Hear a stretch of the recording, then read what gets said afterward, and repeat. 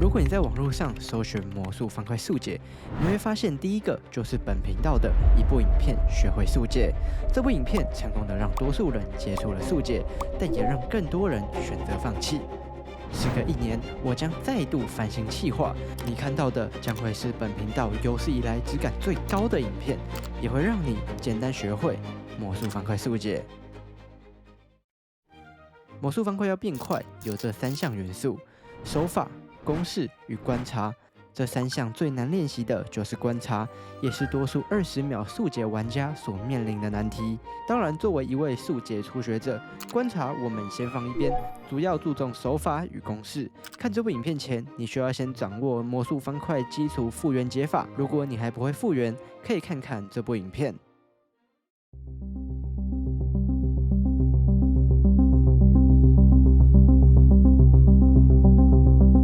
魔術方塊百百種，唯有挑到自己適合的方塊，才能夠轉得好。現在的魔術方塊基本上中心塊的內部都有彈簧，我們將魔術方塊抓好往外拉，你會發現它有一個回彈的力，這個就是彈力。下一點呢是容錯，那容錯大跟容錯小差異在哪裡？而容錯又是什麼呢？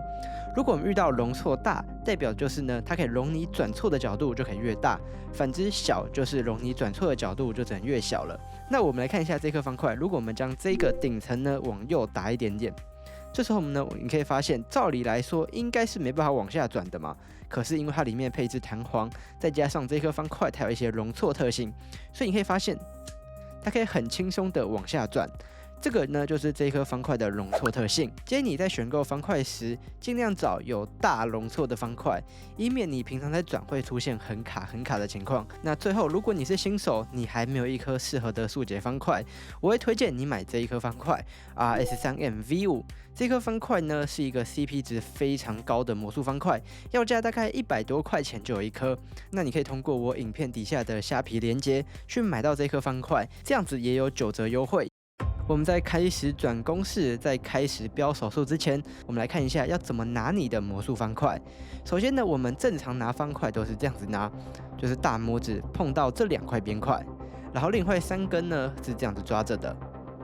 OK， 所以呢，你就會發現呢，它們基本上是互不干預的。OK， 你轉動頂層，你其他基本上是不會碰到頂層的，包括右後方的中指也是一樣。好了，那你學會了如何拿方塊後，我們來看一下要怎麼轉動吧。這時候基本上你可以發現你的左右手食指是可以靈活亂動的。OK， 所以你就會發現呢，你可以轉動頂層，將右手食指呢碰住這個角，然後接着呢我們施加一點力，將它往左邊打。再一次，你可以發現是一個非常好轉的情況。那左手食指也是一樣的道理，我們一樣抓住角，然後呢往右邊打。OK， 這樣你就學會了第一個指法，也就是轉動頂面這一層的指法了。接着呢，我們來看一下如何轉動上下層。那如果我們要將右手這一層呢往上轉，這時候我們要怎麼轉呢？剛剛我們是這樣子拿，這時候你這個左手大拇指碰觸中心，這樣，然後後面的這個中指跟無名指也往前抓，這樣子。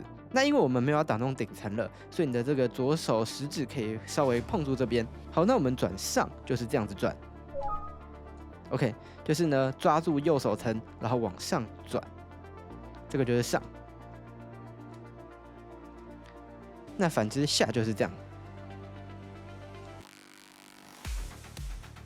各位可以稍微練一下，應該是沒有很難。那你就是要記住，你的其他手指不能干擾到你那一層的轉動，否則你這樣轉起來會非常卡。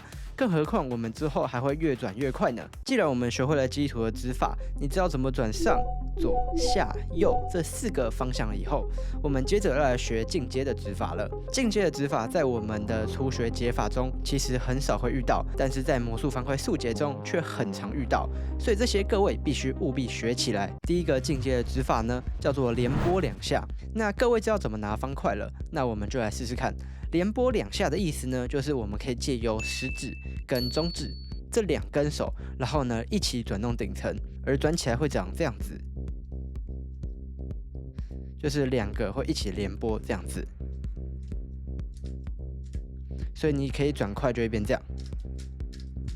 是一個非常非常絲滑、非常非常順暢的。你可以這樣子抓，就是左手食指碰觸中心，然後另外2根呢放在這邊這樣，然後呢，接着我們右手基本上是空着的狀態，你再將无名指跟小拇指貼在這邊，然後食指抓住這個邊塊上面，這時候你基本上這2根手就可以空出來。那空出來以後呢，你就可以很好的轉動頂層了。我們先將食指撥過來，接着呢再換中指。再撥過來，一開始你一定會非常非常不流暢，不過也沒關係，慢慢練習你一定就可以了。如果你要練習的話呢，那我建議你可以先單練中指的打動，接着再放食指去輔助轉動，這樣子就可以很流暢的轉出來了。那左手的指法呢也是一樣的，我們右手先抓好，接着再左手打。你左手也是可以稍微練一下中指的波動，食指去輔助，這樣基本上就沒有問題了。那下一個常用的指法呢，就是左手的回撥，這個非常重要。我們等一下的上左下右手順公式或之後的 T-Print 那種公式都要用到的。那我們來看一下左手回撥是怎麼樣。首先呢，我們的抓着方塊是這樣子抓，大拇指碰觸中心，然後後面稍微輔助斜着抓這樣子。OK， 那另外這一隻手抓住這一層，這時候呢，我們呢將左手的食指，然後碰住這個角塊這邊，接着呢，我們呢往回施加壓力。這個非常非常的不自然，不過呢，你嘗試看看，你會發現它沒有到很好撥，但也不至於到難撥。OK， 這個呢一定要練起來。除了撥後面這個角以外，你可以把它移過來放到前面。然後這樣子回撥，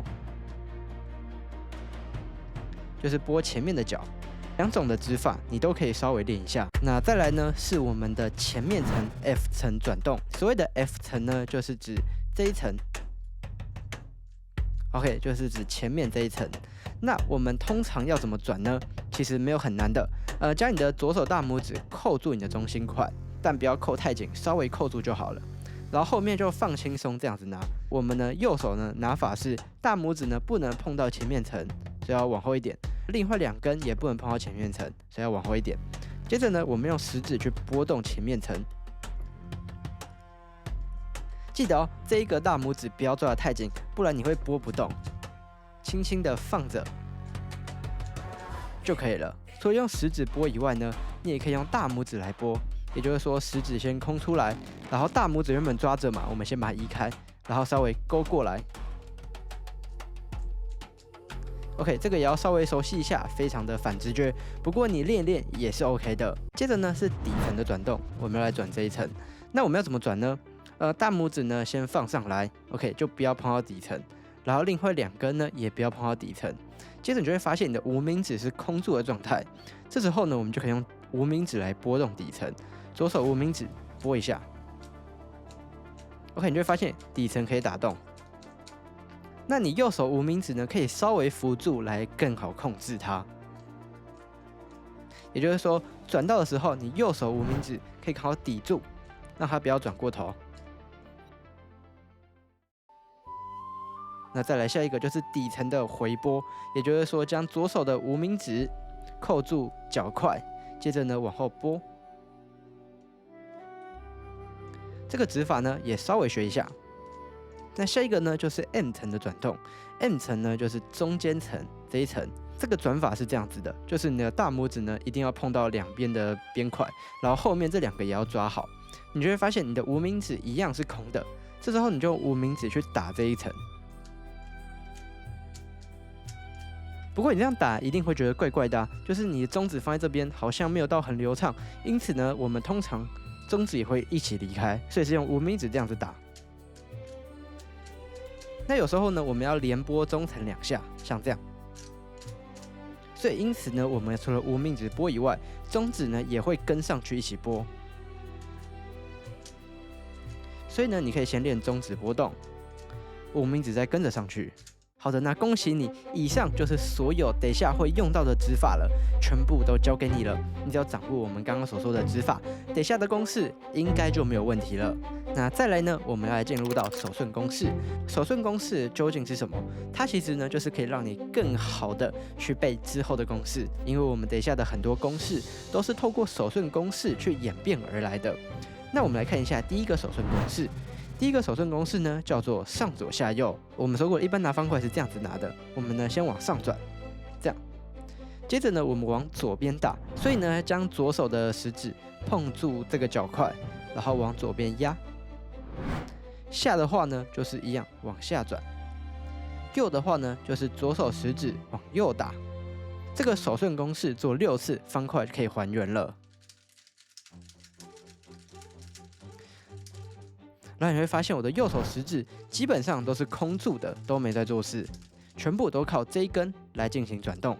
如果你覺得單靠這一指的指法不習慣的話，那你可以換成這樣子拿，然後轉上。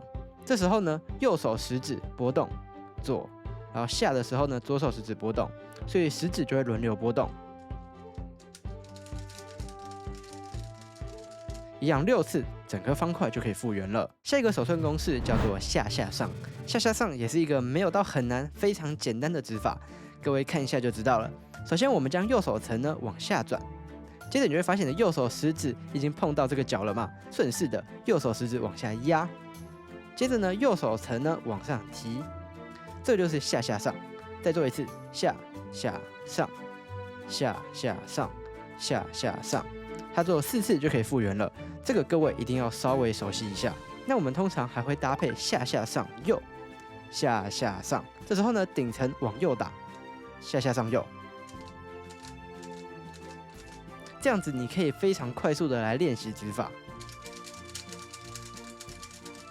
習慣了以後，你就可以轉得這麼快了。好的，既然我們都學會了所有的指法，接着我們就要進入到重頭戲 CFOP 了。目前最常用的速解法為 CFOP， 這個解法的強大之處就是可以大幅減少你轉方塊的步驟。原本你在解十字的時候，會先解小花，再解十字，但現在不用了。你會學到一套解法，一次用8步解完十字。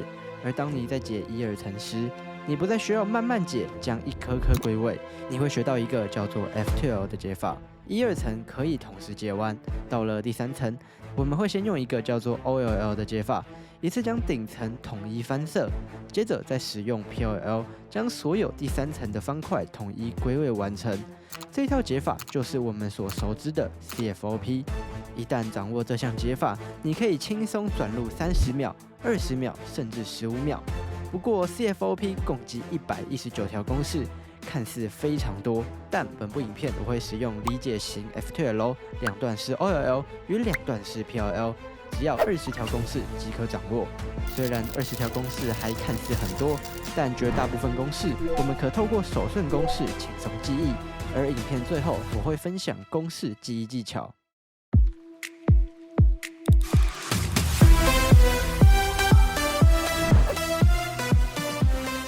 我們傳統的十字解法都是先解頂面的小花，然後再一一對齊解底層十字。我們不能再這樣子解了，因為這樣子太慢，太耗步數了。因此我會分享5個技巧，沒有什麼公式，讓你更快速的學會解十字。第一點呢，叫做基礎的拿法。我們十字該怎麼拿？我們之前呢，好像都是小花朝上這樣子解，或者是說你如果沒有解小花，你可能會將十字這個面白面朝上來解十字，這樣子對你的整體還原效率真的蠻低的。因此我們應該要怎麼解呢？我們應該要將十字朝下的方式來解。十字的白色邊塊有2種排列方式，這2種的排列方式我稱它為基本型。你可以發現這一塊的白面呢朝上，然後另外這一面呢是相連中心的，這個呢就是其中的一個基本型。而另外的一個基本型呢，就是長這樣子，也就是說白面呢它是朝前面的，而且側邊的這一塊顏色沒有跟我們的中心點色相同，所以這一塊就是另外一種的基本型。那我先來講解一下第一種基本型要怎麼樣解會比較快速。首先呢，這個基本型呢其實非常簡單，你發現已經對齊好了，我們這時候呢就只要將這一塊連着的往下轉，轉到白色面朝下對齊這個十字，就可以完成了。當然，如果這塊白綠邊在這邊一樣往下轉，它也可以對齊了。就算在這邊一樣，先對齊過來，再往下轉，也可以完成。無論這一塊跑到哪裡，你就先想辦法對齊綠色，往下轉，這一塊的十字就可以完成了。而另外一種情況就是我們剛剛所說的第二種的基本星，這種情況就跟剛剛的相對複雜了一點。我們剛剛是直接往下轉，它就可以還原了。但你看這一顆白綠，它已經是一種翻面的情況，它就沒有辦法還原啊。所以這時候我們要轉第二種解法，這時候的第二種解法就要用到我們剛剛所說的手順公式下下上。我们先将這一塊白綠呢往右邊稍微打一下。OK， 先把它放到右邊右上的這個地方。接着這時候我們轉的是手順公式下下上，下下上，你就會發現這一塊的白綠莫名其妙的歸位到這個地方了。是的，下下上就是這麼厲害。但你會說，如果這塊白綠跑到我的左手邊怎麼辦？其實你也可以用左手來轉這個下下上。我們先往下轉，你就會發現白綠對齊過來了嘛。接着左手食指往下一撥，再往上提，這塊十字也可以完成還原。不論跑到哪裡，放到右上角或左上角，轉一次下下上，它就可以完成還原了。這個就是第二種的十字基本星。所以十字就這兩種基本星。那你可能會說，這種情況怎麼辦？白綠在這邊，這時候呢，其實有兩種轉法。那第二種的轉法，我們下一個要點會教。不過如果你現在先看到這種情況的話，你就先前面這一層推一下，是不是它就可以變成我們剛剛所說的第二種基本星了？放到右上，然後轉一次下下上，這就可以進來歸位了。好啊，所以這種情況要怎麼做呢？這時候我們就要進入到第二點。習慣動十字，我想要跟各位說的一個觀念，就是說我們底層的十字它是可以動的，我們並不局限於只能將這一塊白綠邊動這個邊，然後讓它歸位，我們也可以動底層，讓它一起動，像是這樣子。我們將底層呢往右邊打，這時候的指法呢就要用到我們左手無名指撥的這個底層指法了。接着呢，將這一塊白綠呢往下撥，然後呢它就可以歸位在這邊。接着呢，底層的無名指呢往後一撥，這塊白綠它就可以歸位了。這就是這個白綠邊的第二種轉法，也就是所謂的習慣動十字的轉法。當然，如果白綠邊在左邊的話，你就會將十字往左邊打，接着往下放，再打回來，這一塊也可以完成還原。無論在哪裡，這一塊在這一樣習慣動十字，過來，再過來。是不是它也可以完成還原了？十字非常非常靈活，它沒有一種特定的轉法，也沒有特定的公式，就看各位自己怎麼去推導了。第三點叫做借由連貫，我們剛剛都是一塊一塊的白色來還原，但這時候你就會發現呢，我給你兩塊的題目了。哎，你看哦，這個白綠在這邊，我們通常呢，哎，是不是往下轉就好了？然後你就會發現哦，白橘是第二種基本星，下下上，這樣子做。可是你就會發現一件事啊，就是剛剛的那個效率有點低。我們能不能用更有效率的方法來做呢？我們不要一顆一顆做，我們能不能兩顆一起做？這就是所謂的連貫性要探討的東西。所以你看到，如果我們這一塊白橘，我們是放到左邊的方式，轉一次下下的時候，竟然兩顆都一起歸位完成了。這是使用到什麼原理呢？這個邏輯就有點像是搭便車的邏輯。我們原本在解這個白綠的時候，本來就會動到下了。可是你看呢，我可以借由這個連貫性，將這一塊一起搭上車，然後呢轉下的時候，它是不是就可以變成我們剛剛所熟知的第一種基本星？我們這時候再往下打，它就可以兩塊一起完成了。再給各位看一個例子，各位應該就可以更好了解了。我們來解的呢是這個白橘跟這個白藍，然後另外兩塊都已經完成了。這時候你一般在解的時候，你可能會想說，我將它往左邊打，然後轉一次下下上，接着再解這一顆慢慢解。可是你會發現呢，這樣子你的效率有點低。我們可以用借由連貫的方式，白橘在這邊，我們呢不一定要將它往左邊嘛，我們其實也可以將它往右邊放。這時候你看哦，我們往下轉的時候，它是不是對齊了？接着再將這一塊歸位回來，哇，你就會發現白藍竟然也變成我們剛剛的第一種基本型了，可以順便一起往下放，這樣兩塊就可以一起完成還原了。這個就是借由連貫的第二個例子。那至於要怎麼樣更好的掌握這個連貫性呢？其實就是一直練習，不斷的練習，你才有辦法進步的。好的，那下一個就是相對位置擺放。我們剛剛是找一顆一顆歸位，或者是兩顆兩顆歸位。接着我們來看一下三顆三顆要怎麼歸位。我們這次來看的叫做相對位置擺放。所謂的相對位置擺放呢，是什麼意思？你看，如果這一塊是白紅的話，它對面應該要放白橘，對不對？可是我們將白橘往這邊轉啦，那白紅是不是也會跟着往這邊跑？所以各位要有一個空間的想象力，就是這一塊如果是白橘，那白橘橘色對面應該是要紅色，對不對？所以也就是說呢，我們看白紅在這邊了，我們可以一起這樣往下轉，是不是白橘對面對過來哦？白紅。它們剛好是形成一種相對位置的，但是如果你是想說這種我白橘，我就想要先歸位白橘嘛，這時候再解白紅，就會發現，白紅有點難解了。那既然我們知道什麼叫做相對位置擺放了，那我們這個白藍跟這個白綠是不是也可以解了？但你會發現要怎麼樣解呢？白橘這邊，那白橘右邊這一塊應該是要什麼顏色？我們對過來這個橘色中心，橘色中心右邊應該是要藍色，所以你看哦。白橘右邊應該就要變白藍嘛，所以我們找到白藍，白藍在這邊，我們白藍也可以順勢的往下轉，對嘛？白藍也一起過來了，接着呢，藍色對面要綠色，所以白綠過來，是不是這樣子？整個十字雖然沒有一塊是還原的情況，但你看我們打動底層2下，哇，每一塊都可以順利完成還原。這個就是所謂的相對位置擺放。相對位置擺放呢，也是要各位勤加練習，是有辦法越變越好的。好了，那以上呢就是分享的十字技巧，有5點。如果你覺得這些對你來說還是太簡單，想要了解更多的進階十字內容，你可以來看看這部影片。這部影片呢有更完整的講解方式。可是如果你是單純的速解初學者，你只要掌握我剛剛所說的那幾個步驟，基本上十字就沒有問題了。那我給各位一個目標，你嘗試練習看看，能不能在5秒內解完你的底層十字。如果不行的話，那你就把目標放寬一點，慢慢練。如果可以的話，你就想辦法在2秒、1秒內解完十字，這樣對你未來的速解會有蠻大的幫助的。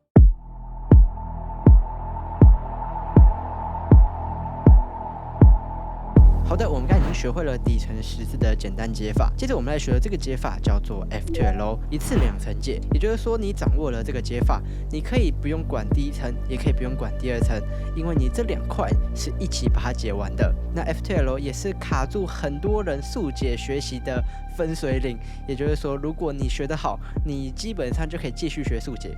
如果你學不好，你基本上也不會再碰魔術方塊了。那我們來看一下 F2L 究竟是什麼東西吧。我們先来看一下一個非常簡單的1、2層公式。我們通常在解這一個橘綠放過來這裡的第2層公式的時候，有些人應該就會這樣子轉，右上左下，然後再左上右下，這樣子解嘛。那如果我們慢慢看這個公式，你會發現什麼？右上左下。你可以看到，我們剛剛的邊塊原本在獨立一個地方，然後角塊白、綠、橘原本在這邊。那我們剛剛做了右上左下這4個步驟，你會發現將右下的角塊跟剛剛上面的邊塊組合成了一對。看到角邊這樣組成一對的情況下，我們有一個簡稱叫做 pair， 就是它形成這種邊角相連的情況。那我們剛剛那個公式又做了一件事情，左上右下。你會發現我們剛剛原本的 pair 在這邊，那現在我們轉一次左上右下以後，它就跑過來這個空槽裡面了。這一塊就叫做一個空槽，也就是它是空的，它沒有任何人佔據這個地方。所以這一塊呢，它就不是空槽。F2L 2個步驟組成一對，再放入空槽，就這2個步驟而已。所以我們大家所有的公式啊，任何的轉法，全部都圍繞着這2個底層概念，就是想辦法組成一對，再想辦法放入空槽。好的，那我會先教各位如何放入空槽。放入空槽有4種情況，也就是所謂的4種的基本型。那第一種就是我們剛剛所熟知的 pair 型。那這種情況呢，除了叫 pair 以外呢，我還會叫它右手的 pair 型。OK， 就是它在右手這一邊。那至於左手 pair 型呢，就是像這樣子，這一塊呢就是所謂的左手 pair 型，在右邊右手 pair。在左邊左手 pair。那除了刚剛所說的 pair 型以外，還有一種叫做分離型。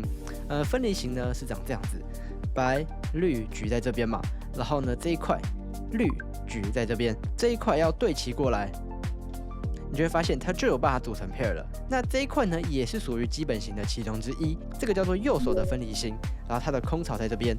這個情況要怎麼判斷呢？其實很簡單，就是你從這邊連連看，切線方向這樣切過去。咻蹦打到它了，好，那這一塊就是屬於右手的分離型。記住哦，它們頂面顏色是不相同的。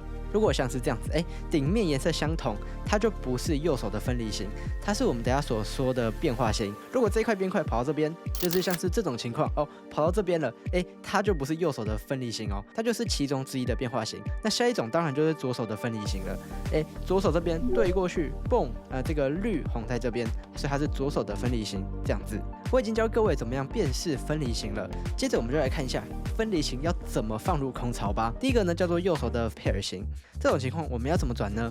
其實這種轉法非常簡單，我們呢通常呢會先將它先放到左邊這邊，讓它準備放入右下的這個空槽裡面。好，那這時候我們要怎麼讓它放進空槽？那你會發現這個白綠橘在這邊，它的面是朝左邊的。OK， 你會發現如果我們呢再打過來，這個白色面就會朝前了嘛。所以也就是說，我們要想辦法先將這個白色往上提。你看哦，先将這個白色面朝前放，接着再將這一塊呢一樣白色面過來，是不是它們就可以對齊了？接着我們右手才往下轉，哇，這一塊就可以放入這個空槽裡面了。不知道會不會很難理解？那如果你是單純想要記公式，也可以，就記得轉一次上右下，上右下，它就可以順利歸位放進來了。那如果一樣相同的 pair， 只是如果它在左手邊的話，那這時候要怎麼放呢？一樣很簡單，我們先將這一塊呢先放到右前方這邊。好，接着呢我們轉一次上左下，它就可以放入了。不過我們這時候的上跟下是用左手來轉。如果你要更好理解的話，那你可以觀察一下這個空槽的變化。一樣，先将這個空槽往上提起來，放在這邊了，然後先對齊，再往下，所以它就可以順利歸位了。接着我們來看到的是右手的分離型，你會發現它是斜着切過去的，所以你看到這個角塊邊塊它屬於分開的情況，但分開的情況並不是我們所要的嘛，我們一定希望它連在一起形成 pair， 所以我們這時候呢，我們要先將這個角去找這個邊，所以我們往上轉，是不是角就找到邊了？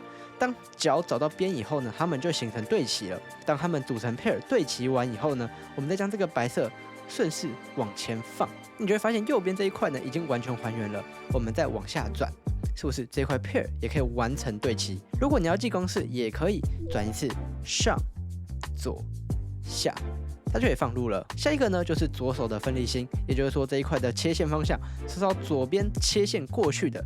那這時候你就用左手轉上，所以上右下，它就可以对齊過來咯。記住，右手是上左下，左手是上右下。如果你覺得這還是會搞混，那你就再觀察一下嘛。先把它對齊連起來了。那這時候白色面朝左，你不可能往左邊轉嘛，白色面這樣就朝後，它就跑走了嘛。所以一定是呢，先對齊過來，再往下放，這樣這一塊就可以完成還原了。為了怕你忘記，再幫你複習一下：右手 pair 型轉一次上右下，左手 pair 型轉一次上左下，右手分離型轉一次上左下，左手分離型轉一次上右下。我並不建議你去背這些公式，你還是要稍微了解一下它的運作原理。我們剛剛所說了所謂的基本型了嘛，可是你會發現好像很多情況它都不是基本型。你現在看你的魔術方塊你就知道了，很多它都並不是我們剛剛所說的那4種情況。這時候就遇到變化型。變化型我們有4個步驟來解決它，而這4個步驟叫做拿到頂層、分離、組裝成基本型、放回，就這4個步驟。那真的每次都會遇到這4個步驟嗎？其實也不一定，有時候你可能遇到2個步驟或3個步驟，所以這4個步驟它是一個彈性的，各位可以自行去判斷一下。所以你看這個白橘綠跟這個綠橘邊，它們卡在這個地方了。那我們第一步呢，就想辦法將這一塊，不論你是誰，不論你長得怎麼樣，先把它通通拿到頂層。這時候呢，我們要轉一個公式，叫做上左下，它其實就是 pair 的拿出來啦。所以再轉一次上左下。是不是這一塊就可以跑出來了？那如果你是邊塊在這邊也一樣，轉一次上左下，邊塊也可以跑出來了。可是你會想說，如果遇到這種情況怎麼辦？你看到我轉一次上左下，你會發現邊塊雖然跑出來，但角塊也跑進去啦。這時候呢，其實也很簡單，你就再轉一次上左下就好了。它一樣可以出來。如果你不想要這麼麻煩的話，那你可以稍微注意一下，就只要不要將這個角塊跟邊塊放到同一個位置，也就是說這個角塊在邊塊上方，我們不要這樣，我們隨便往旁邊打一下，這時候轉一次上左下，這樣基本上兩塊就不會被干涉到了。好了，那各位都知道怎麼把它拿到頂層之後，我們來看一下要怎麼將它分離吧。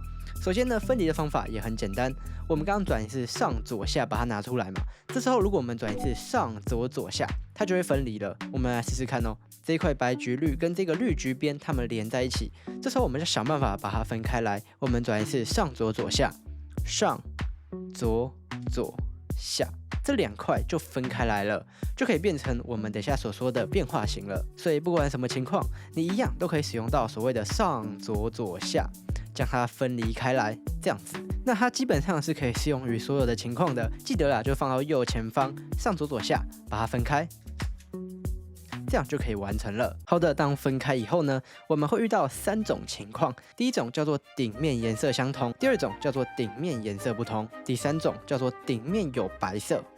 就這3種而已。那我們先看第一種，頂面顏色相同。這個綠橘在這邊嘛，如果我們將綠橘移過來，再移過來，是不是綠橘它就會跑到這邊？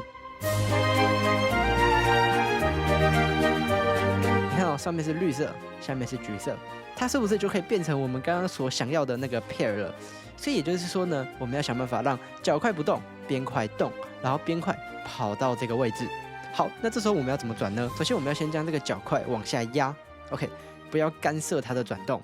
接着呢，我們頂層轉2下，將這一塊去找這一塊角，所以轉2下，哎，是不是這個綠橘就跑到這邊來了？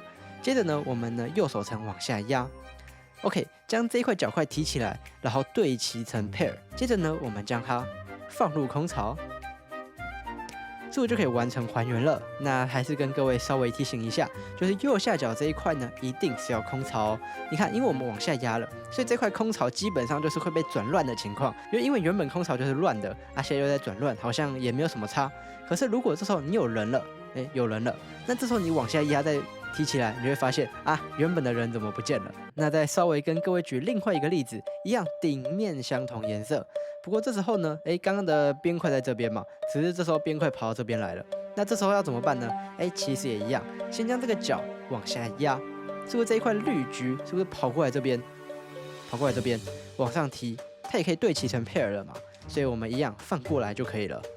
我們剛剛都是用右手來示範，左手當然也有這種情況啊。你看這一塊橘綠，然後這一塊白橘綠在這邊，那這個橘綠要跑過來這嘛，所以呢，我們一樣角塊往下壓，將這個橘綠對齊到後面這邊往上提，這個 pair 也可以形成，也可以放入回去，這樣子。所以基本上頂面顏色相同的情況，就是壓角塊對齊邊，然後組成基本型，放回空槽，就這樣而已。好的，那再來，如果你遇到頂面顏色不同這種情況，要怎麼辦呢？頂面顏色不同其實也沒有到很難，其實也非常簡單。我們來觀察一下 ，OK， 你看哦，這塊是白橘綠，那這個橘綠在這，可是你看它不是我們所熟知的基本型。我們剛剛所熟知的基本型是怎樣？就是這裡要這樣射過去，然後要蹦到這邊嘛。可是你看這一塊它並不是橘綠啊，這個真正的橘綠在這邊嘛，所以我們其實呢這個也很明確，想辦法將橘綠移到這邊，是不是移過來，這樣就可以組成基本型了嘛？那這時候我們要怎麼組呢？其實也很簡單，我們呢想辦法將這一塊不動。我們剛剛頂面顏色相同，是怎麼將角塊不動的？是不是就是將角塊往下壓？那這一塊也是如此啊。我們先將角塊往後放在這邊，然後將角塊往下壓。好，我們剛剛角塊原本在這嘛，那它要蹦過來這邊，所以我們將這個邊塊一樣移過來，是不是？這時候呢，我們右手層往上提，將這個角塊呢把它拉起來，再過來的時候，是不是它就可以變成我們剛剛所熟知的右手的分離型了？轉一次上左下，就可以將它對齊過來了。所以左手的變化型也是如此啊。你看這兩塊頂面顏色不同嘛，那我們角塊先把它放到後面，往下壓，然後將這一塊移過來，往上踢，這樣就可以這樣蹦過來了。好，轉一次上右下，所以這一塊就是剛剛的左手版嘛。好的，我們剛剛說了頂面顏色相同跟頂面顏色不同了，那還有一種呢，我们剛剛沒有說到，就是頂面有白色。頂面有白色，這時候要怎麼辦呢？這時候各位就有一點想象力了。你看到這個綠橘在這，然後白綠橘在這邊，那我們要想辦法呢，將這一塊跟這一塊組成 pair 型。但這時候你會發現，好像怎麼組都沒辦法。你看，如果我往下壓，對齊過來，它就亂掉啦。我們這時候要透過動邊塊來對齊。你看哦，先將這個邊塊呢往右邊打 ，OK， 先對齊它的中心顏色。這時候呢，你就會發現，這個白、橘、綠在這。如果我將這個橘色先把它橫過來，是不是？這個橘色是不是它就可以對齊過來？綠色是不是也可以對齊過來？它就可以組成一個 pair 了。接着我再把它拉起來，哇，那它就可以放入空槽裡面了。所以這個轉動公式就是上、左、下，它就可以變成一塊 pair 了，然後再將它放入空槽，這樣子。那你會想說，可是剛剛角塊在這邊嘛？可是如果這時候角塊跑到這邊怎麼辦？其實也一樣的道理啊。我們要先想辦法把它壓下去，把它壓下去了，再將這一塊坐到它上面，這樣子對齊往上提，是不是 pair 也可以形成了？再把它放入回去就好啦。不過記得哦，右下角是一個空槽情況，如果你放到別人家裡面。你一樣往下壓，過來往上，這塊 pair 雖然組好了，但你會發現別人也跑掉了。那左手版的也是一樣，你可以就壓下這一塊，對齊回去往上踢，將它放入空槽，這樣子。而另外一種情況也是一樣的，放入空槽，這樣子。不過這時候你一定會問，這種情況你怎麼知道是左手還是右手？你看哦，我一樣這一塊也可以把它往下壓，對不對？空槽一樣有流出來，然後我一樣將這個白色做上去，再提起來，怎麼跟你剛剛說的好像不太一樣？它怎麼是一種錯位的情況？所以這時候呢，各位需要稍微看一下這一塊是什麼顏色，我們就對齊它的顏色，就是一個觀察的訣竅了。你看到這一塊是綠橘嘛，這一塊是綠，那我們就把它對齊綠色。這時候我們再照着空槽的方向壓就好了，所以這個是要往後壓的。然後再將它對齊過來，放入回去。像這種情況也一樣啊，就是這裡沒有對齊顏色，你不要往下壓。我們先對齊後，再看要怎麼壓嘛。這塊空槽在這邊，所以是往後壓嘛。然後將它對齊過來，坐上去，接着往上提，然後將這一塊 pair 放入空槽。這樣就可以完成還原咯。好的，那恭喜各位，你已經把所有的 F-Tail 情況全部學會了。任何的 F-Tail 情況都可以運用到我們剛剛所學的所有東西。各位稍微練一下，應該 F-Tail 就可以蠻大提升速度的。可是你一開始在轉 F-Tail 一定會非常非常慢。但是 F-Tail 呢，其實是進步幅度最大的。你稍微練一下你的觀察力，稍微練一下你的轉速，你 F-Tail 就會有一個極大的速度提升，絕對會比你1、2層慢慢解還要再快的。那如果你想要學更多的 F-Tail 細節，那你可以去看這部影片，後面還有教到更進階的 F-Tail 咯，所以如果你有需要的話，再去看看吧。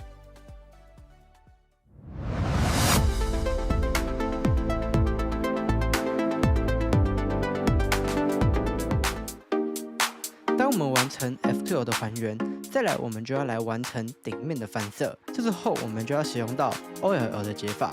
OLL 就是可以用一條公式將頂面全部翻色，這樣子。不過 OLL 總共有57條公式，感覺非常多。原本的 OLL 頂面只要轉一次公式就可以翻色了，可是這時候呢，我們可以使用到兩段式的 OLL， 也就是說轉2次的公式，你可以節省約47條公式，可謂相當之多啊。所以今天我們還是着重說明兩段式 OLL 的解法。這個可能在各位基本解的時候都有學過了，就將頂面變成有十字形。那頂面要怎麼變十字形呢？有3種情況。第一種屬於這種線形，也就是說頂面是屬於這種一條線的情況。我們呢將邊塊、角塊遮住，你只要觀察中間有黃色的地方，你會發現它是一條線。那如果你是面向這邊的話，就將頂面呢橫過來。當它變成橫的以後，我們轉一條公式，就是前面一層往下轉，也就是說我們指法是這樣子拿的。好，往下轉，接着轉一次上、左、下、右，前面這層再往上推，頂面十字就可以跑出來了。那下一種呢，則是這種直角形，也就是說它形成的是一個長得像直角的情況。那這時候我們要怎麼轉呢？其實也很簡單，我們剛剛是前面一層往下轉嘛，那這時候呢，我們是前面2層往下，所以是這樣子，2層往下，然後轉一次上、左、下、右，上、左、下、右，接着前面這2層呢，再一起推回去。這樣子十字也會跑出來。最後一種是這種只有一個點的情況，而遇到只有一個點的情況呢，也是一樣，很簡單。我們將第一條公式跟第2條公式連在一起轉，就可以轉出來了。先轉第一條公式，前面這層往下轉，然後轉一次上、左、下、右，接着前面這層推回來，就會變成直角形了。直角形前面2層往下轉，然後轉一次上左下右，推回來，十字一樣可以完成。當你十字完成，頂面會遇到7種情況。第一種是這種上上下下的十字形，第二種呢是黃點朝左的十字形，第3點呢是黃點朝上的坦克形，第4種是這種上下的坦克形，第5種是雙方塊形，也就是說還有2個方塊，第6種是這種逆時針小魚形，第7種是這種順時針小魚形。我們現在看一下上上下下十字形要怎麼轉，你會發現2顆黃點朝上，2顆黃點朝下，這時候呢就是橫過來這樣子拿，也就是說朝上朝下這樣拿。所以我們從現在開始就要正式來背公式了，剛剛的那些其實都不叫公式。那我們來看一下這個要怎麼轉呢？好，第一步呢，我們可以發現這一個黃點在這邊，我們先將這塊黃點對齊這個黃邊，這樣子 ，OK。然後你可以發現這個 pair 呢，它已經跑出來了。接着我們將這個 pair 呢，先把它打掉，所以我們轉2下。接着呢，右手層再往下轉，好，你就會發現剛剛的右下角這塊 pair 呢，它現在變成空槽了，然後真正的 pair 跑到這邊。這時候呢，我們將 pair 呢往右邊轉 ，OK。但是呢，我們這時候呢沒有急着要將這塊 pair 放入空槽，我們要轉一次上左下右，轉一次上左下右之後呢，再將 pair 呢放回原本的空槽，這樣就可以了。那我再慢慢做一次給各位看。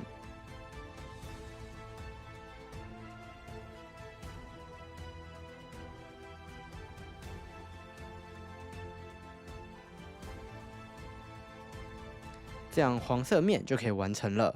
那下一個呢，則是黃點朝左的十字形。遇到黃點朝左的十字形，這時候我們要怎麼轉呢？你會發現有2塊黃點朝左，而另一塊的朝上下。OK， 那我們要先將這個朝下的黃點呢，先對齊到這個邊。好，然後你一樣呢會發現 pair 也跑出來了。接着我們將這個 pair 呢，先轉2下，把它打掉。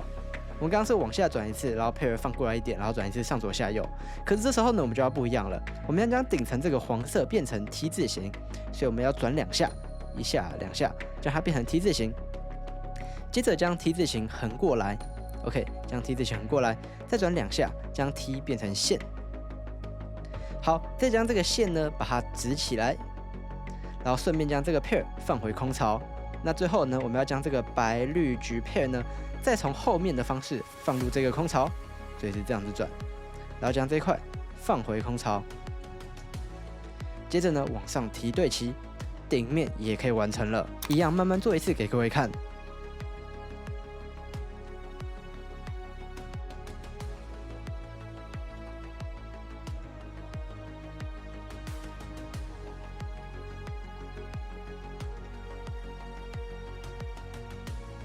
那下一個是黃點朝上的坦克形。遇到這種坦克形呢，這時候我們就要使用到剛剛指法教學的打中底層了。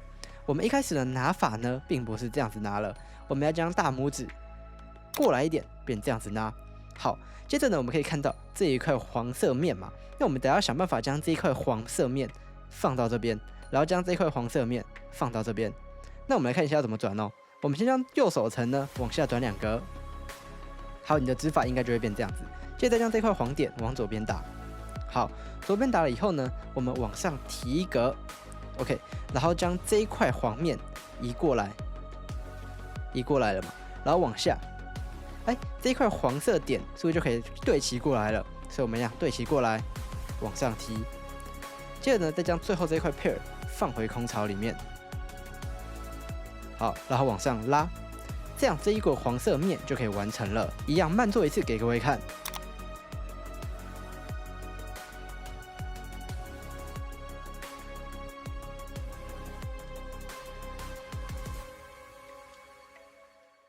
那下一種坦克形呢，就是上下坦克形。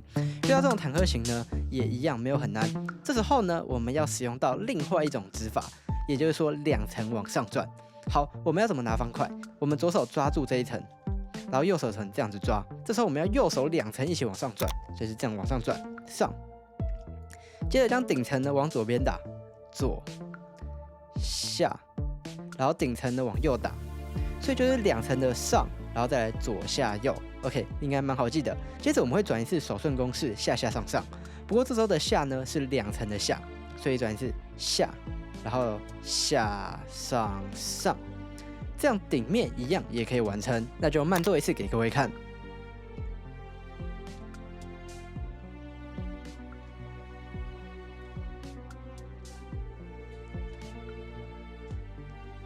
那下一種呢是雙方塊星，跟我們剛剛的上下坦克星有點像，不過又有點不一樣。我們先看一下這一顆怎麼轉。首先，我們先將這一塊的這個黃色點先往上推，接着呢，我們就是可以直接轉那個上左下右了，两層上左下右。接着我們再轉手順公式下下上，所以是下下上，頂面就可以完成還原。那我一樣慢做一次給各位看。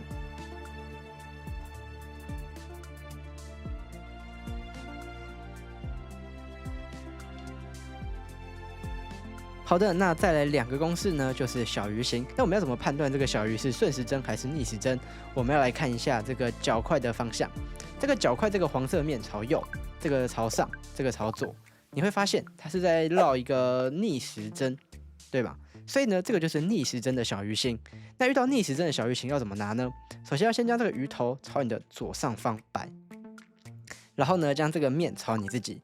接着呢，我們要來轉這個公式。這個公式應該非常多人都有學過啦，不過呢，我們還是稍微再講一下。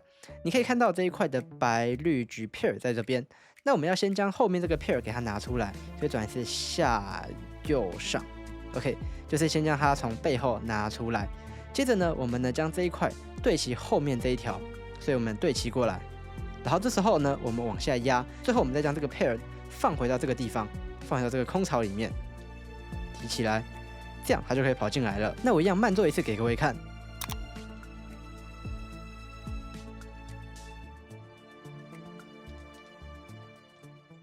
好的，那下一種情況當然就是順時針的小魚形。你看這個黃色面朝右，這個朝上，這個朝左，是不是它就是一個順時針的情況了？那遇到順時針的情況呢，我們則是呢將魚頭朝你的左下方擺。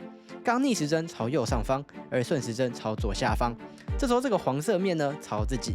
好，這時候我們要觀察右下角的這一塊 pair， 我們要先將右下角這塊 pair 呢先給它拿出來，所以我們轉一次上左下，你會發現 pair 跑出來了。接着我們將這個 pair 呢往左邊遠離我們 ，OK， 那你就會發現這個也可以順便對齊。下一步呢就會將這個空槽給它提起來，然後將這個 pair 放回原本的空槽裡面。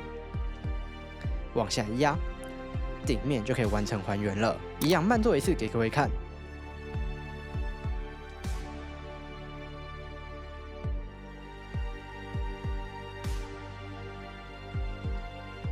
好的，那恭喜你，你已經把2段式 OLL 給學完了。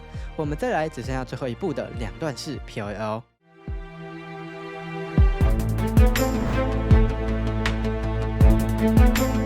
再來，我們下一步要來學習的是頂層的歸位。那頂層歸位呢，你只需要轉一條公式，就可以將頂面的所有邊塊讓它歸位到正確的位置。那像是這樣子。OK， 就整個方塊就可以瞬間還原了。可是這時候呢，我們一樣不想背那麼多的公式，所以這時候呢，我們一樣可以使用到2段式的 PLL。我們這時候只要轉2條公式，頂面就可以瞬間完成，而且公式數少了非常多。如果你是用單純的 PLL 公式，你需要背上21條公式；而如果你是使用2段式的 PLL，你只需要背6條公式。那我們就來看看這6條公式要怎麼轉吧。那首先2段式 PLL 有這幾個步驟，我們第一步會先讓所有角塊都對齊。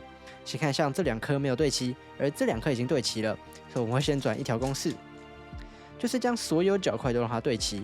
那最後一步就是讓所有邊塊都對齊，一樣1條公式就可以將整顆方塊完成還原了。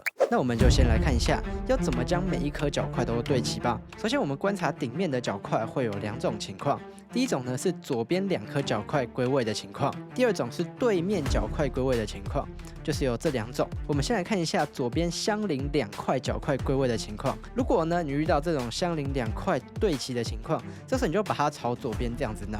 OK， 那如果你是遇到這種情況，你會發現好像沒有對齊啊。但你只要觀察到哦，這2個相同顏色，那就是這2塊對齊了。所以我們也一樣可以2個顏色相同的朝左邊這樣子拿。不過我們還是以這個方向為主。這時候我們要轉一個公式，叫做 T-Perm。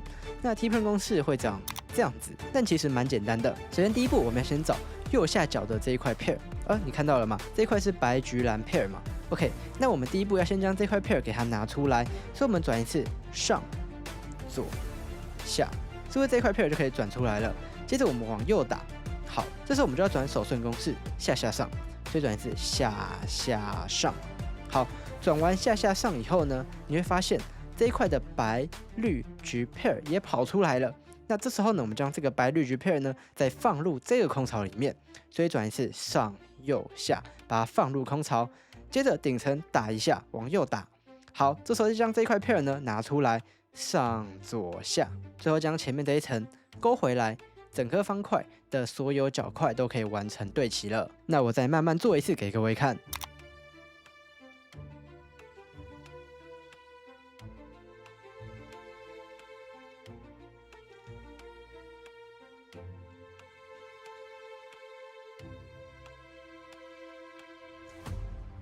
那如果你遇到的是這種對角对齊的情況，怎麼辦呢？一樣很簡單，將你對角对齊的呢放到你的左邊這邊。那如果你是這一面的話，也可以，你可以放到你的左下角這邊。這時候呢，我們就要轉一個公式，可以將這兩塊角塊給交換。這個公式呢叫做 Y-Perm， 也是 PLL 的其中一個公式。那我們來看一下 Y-Perm 要怎麼轉吧。首先第一步呢，我們先要將前面這一層呢往下壓，你會發現這一塊 pair 跑出來了，這個白綠橘 pair。接着我們將這個白綠橘 pair 呢放入右下的這個空槽，你就把它假想成一個空槽，我們將它放進去，上右下。接着呢，將頂層往右打一下，再將這塊 pair 給它拿出來，所以轉一次上左下。再來將前面這一層往上一推，你會發現頂面成了一個 T 字形。看到 T 字形，你就要想到 T-Perm 嘛，所以我們轉一次 T-Perm 前半段的公式，轉一次上左下右，然後轉一次下下上，最後呢，這個上呢就是手順公式最後的上。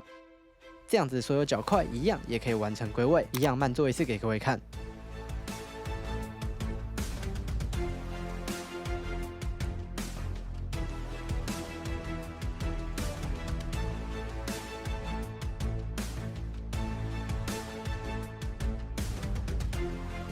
好的，你已經學會了所有的角塊對齊方式，就這2條公式而已。再來，我們要來對齊邊塊。邊塊呢，總共有4種情況，也有4條公式。那我們先來看一下第一種情況。第一種情況呢，是這一面已經完成的情況，然後另外3顆要想辦法對齊。你會發現這個黃紅在這邊，黃紅要移過來這邊，那黃藍呢要移過來這邊，黃綠要移過來這邊。你會發現它是形成一種順時針的交換。遇到這種順時針的交換呢，這個叫做 U-Perm 的順時針。那我們要怎麼轉 U-Perm 的順時針呢？很簡單的，一開始我們拿方塊並不是一般的方式拿，我們是這樣子拿，就是呢大拇指觸碰到黃色面上面。這時候呢，我們呢這樣子轉。我們第一步將右手層轉2下，然後用左手的食指往後撥，再將右下角這塊 pair 呢給它拿出來，轉一次上左下右。好。這塊 pair 就把它拿出來了。接着我們稍微換個手勢，將右手層往下轉，頂層往右打，再往下轉，頂層往左打，再往下轉。那你會發現邊塊就全部對齊，這一顆方塊也就還原了。那我一樣慢做給各位看。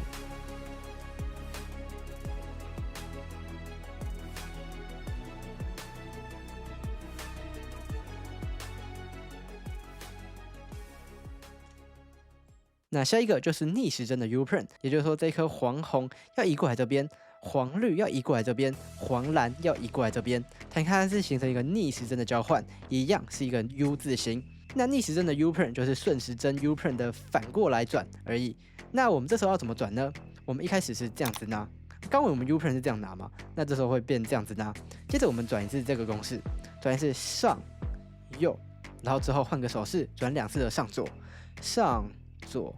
上左，好，2次上左以後，你就會發現左手這邊有一塊 pair， 我們將這個 pair 放入右下空槽，轉一次上右下，將這個 pair 放入，接着將頂層呢往右轉，先將它對齊歸位，然後右手層2下對齊，整顆方塊也就可以還原了。那一樣慢做給各位看。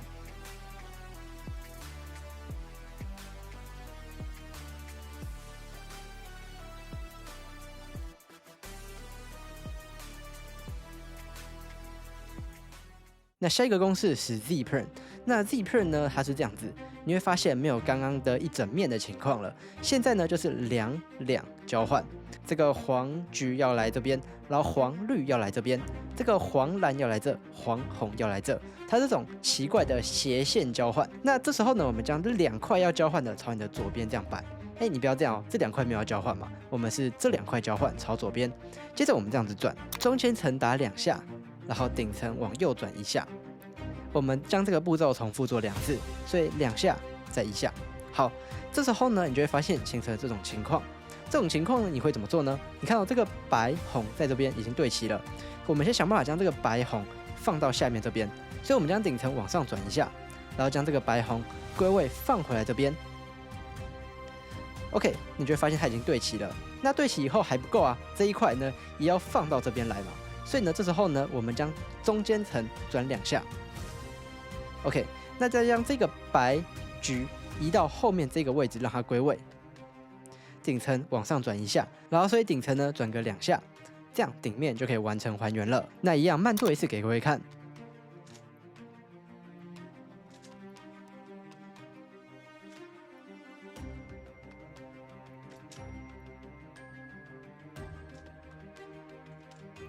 好的，那最后一個 PLL 公式就是這個 H-Prime。那為什麼它叫做 H-Prime 呢？其實我也不太清楚，但你要記得，它就是一個對角線的交換。這塊黃綠要來這邊，黃藍要來這，然後黃紅要來這，黃橘要來這，它是一個十字形交換。那我們來看一下這個公式要怎麼轉吧。首先，我們等下的中間層全部都是轉2下，也就是說這樣子轉。OK， 全部都是轉2下。然後頂層呢，我們會形成1、2、1的轉動，也就是說轉1下，然後轉2下，再轉1下。頂層會形成1、2、1，那我們穿插中間層轉2下，就會長這樣子，1、2、1，這樣就可以了。那我慢慢做一次給各位看。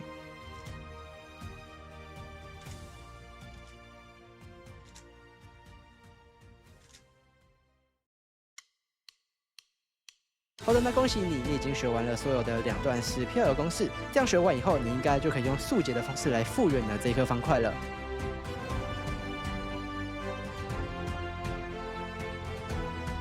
好的，那最後呢，再跟各位分享一下，要怎麼樣記公式會變得更快、更有效率，然後要怎麼樣才能增加你公式的熟練度。首先，我們公式呢主要有2種記憶模式。第一種叫做死記硬背，就是你背上、左、下、右之類的這種公式代號，這個就是死記硬背。這個階段你一定要會，你可以看着我的轉動代號，跟着我慢慢去做。你這樣子做10次、做20次、做30次，慢慢熟悉公式以後，這樣子才會變成肌肉記憶。那我舉一個非常簡單的例子給各位看，這個是 T-Prime。如果我慢慢記，你看到這塊要拿出來，所以我拿出來，然後往右打，然後往下轉，下下上，然後再將這塊被放過來，頂層往右，而且再轉回去，這樣子我一樣可以轉，但你會發現我轉得很慢。但是你看哦，如果我把我剛剛所說的東西都忘掉，可以轉得這麼快。這麼快，其實呢，我根本就沒有想這個公式要怎麼轉，它就是一個非常自然的動作，這個叫做公式的肌肉記憶。我相信你也會有這種體驗的，就是你之前在解基本的3×3解法的時候，你一定有那種基本的公式轉到你已經不用再想那個公式要怎麼轉了，然後一樣還是轉得出來，甚至你閉着眼睛不去想那個公式怎麼轉，一樣轉得出來。這個就是所謂的肌肉記憶。當你把每一條公式都轉成肌肉記憶以後，你的手速自然而然就會變快了。所以各位呢，你就稍微痛苦這一段時間，慢慢將每個公式代號記一記，最後變成肌肉記憶以後，你就不用再記這些公式了。好的，那最後再跟各位分享一下，你後續要怎麼加速。你後續加速呢，你可以看我的這支影片。這支影片我有詳細的說明你學習的流程、學習的方式，你可以根據我這部影片的方式去慢慢學習。當你學習到某些程度以後，你就會越轉越快。原本30秒，你可以進到20秒、15秒，甚至10秒。速解它就是一個學習的歷程，你會慢慢的熟悉方塊，慢慢的跟你的方塊做成朋友。也許你沒辦法成為頂尖，但你一定可以成為一個魔術方塊的愛好者。好的，那本部影片就到這邊結束了。如果喜歡的話，可以訂閱一下嘍。那我們就下次再見，拜拜。